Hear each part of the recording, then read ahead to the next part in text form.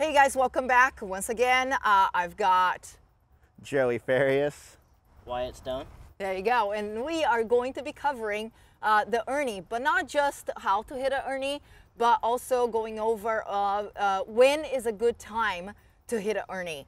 So Joey's gonna walk us through it, and Wyatt will be a specialist by the end of the video. So there you go. Maybe you are already. Yeah.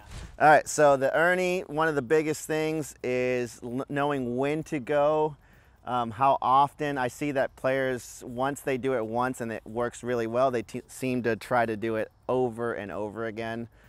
Usually try to go for it whenever your opponent that's directly in front of you is closest to the sideline and seems to be in a pretty bad position or stretching, like they're barely going to get to the ball, where there seems to be like their best shot would be to go straight ahead with a dink or slowly down the line towards your side. Then you can surprise them by cutting off the court and getting to the side of the net there to take the ball as close to the net as possible with the Erne. So I'm going to show you what we're going to be doing is I'll be dinking straight ahead to you, dinking to move you to the sideline finally. When you go, I will look to jump that corner, make sure both of my feet are outside of that line, and take that as the Erne there.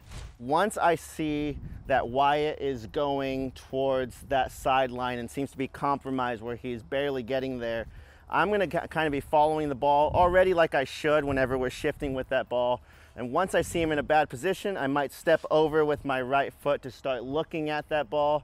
Once I see him hit it, I just step over and start closing in a little bit closer, kind of walking that sideline there, rather than having to try to jump across it. Because a lot of players, when they try to jump across it, either jump too late, where they're on the line, or don't get far enough. So making sure that it is okay for you guys to understand that you can kind of straddle that line a little bit to anticipate that shot coming where you're thinking it's going to come. Straight ahead, move me to the middle.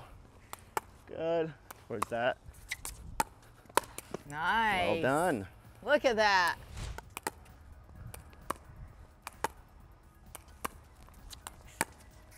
There you go. And as the partner as well, once I see my partner is going to jump and do the Erne, my job is to come over and cover, because he's not coming back, so I must cover this middle. It's all me.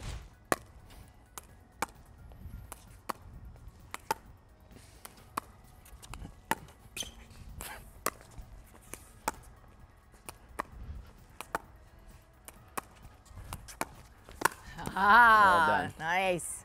No kitchen violation there. The forehand is obviously the most preferred side. It's a little more natural to take that ball out in front of you and reach for it than it is stepping over, going the opposite way with your backhand. For you, you'll be doing your backhand one this time. So I'm gonna move you around this time. Same thing, once I go towards that line, dink down the line, I kind of look and go for my Erne. Good.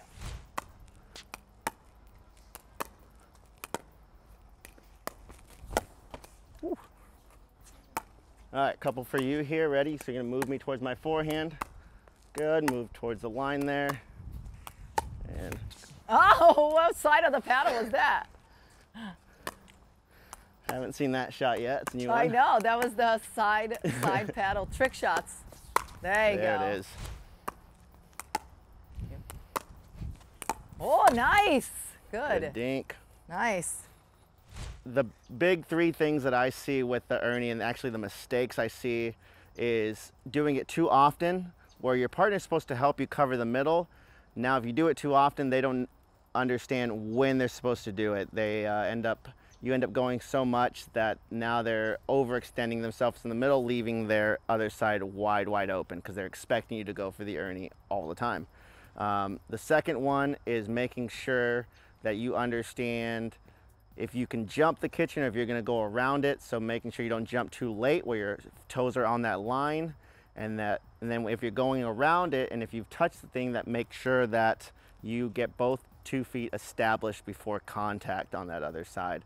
And then the third and final one is also, so like I said about going too often, is using it sparingly whenever you see your opponent and you're watching your opponent, not the ball. Just because the ball goes towards that corner doesn't mean your opponent is in a bad position. They could have been anticipating that ball could be completely balanced and set up to be able to execute a great shot. That's one of the things that I'll leave so early. I'm leaving for the Erne, and then they haven't even hit the ball, so they see me go, which then again, it's useless because I'm not gonna be able to execute the Erne or do the Erne because the ball is not coming towards me. Yeah, absolutely. So you have to hold, like you guys were doing, holding and then going. Yeah, you want to get as close as you can to when your opponent is making contact or even after they make contact to be able to recognize that that's your chance to go.